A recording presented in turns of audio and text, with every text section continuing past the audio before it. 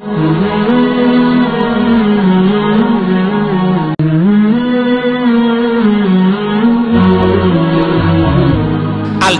mautun qabla mautihi.